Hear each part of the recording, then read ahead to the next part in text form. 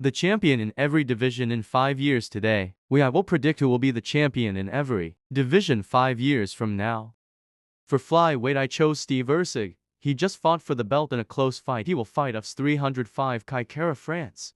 Steve Erceg vs. Kai Kara France is kinda a #1 contender fight. If Erceg wins, he will only be 34 years old and win. He has the tools to be a long-term champion, and if he loses the belt, I bet he will be better as a contender, and if he is a champion long enough, he will try to be double champion. Steve Erceg is a beast. He could go down as one of the best flyweights ever. Okay, next we got bantamweight. I went with Sean O'Malley. He will be only 34 in 5 years. Sean O'Malley fought at UFC 299 when he beat Marlon Vera. He's young, and he looks unbeatable. Sean O'Malley's toughest opponent will be Merab because wrestling and pretty good striking, but I think O'Malley can get it done. I think it's no question after 1 or 2 more defenses, he will try to be double champ and he will lose. Sean will lose his belt multiple times, but in 5 years he will have it. Next is featherweight. This sounds crazy, but I'm going with Diego Lopes. He will develop into a crazy fighter. Listen, he has the tools. He will have 3 more fight, get a title shot, and when his fighters he will have to fight will be hard for him. But if there is one fighter that could do it is Diego Lopes. Lopes will not try to be a double champ. It's way too early to say. He could be one of the best featherweights of all time.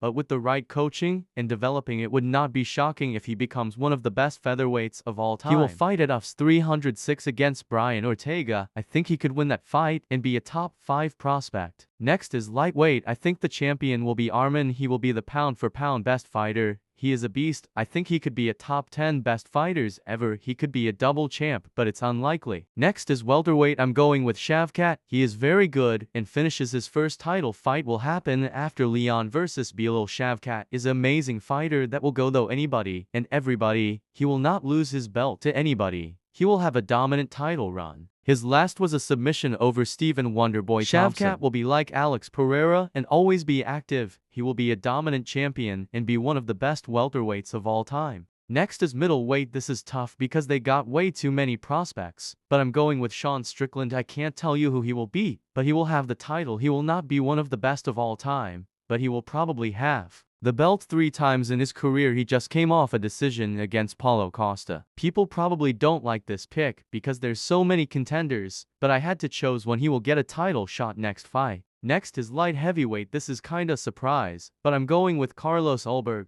People would want me to say Alex Pereira, but he is gonna be old and boxing Jake Paul. So I chose a young fighter that could be a top 25 fighter ever, and I have a feeling he could be a double champion.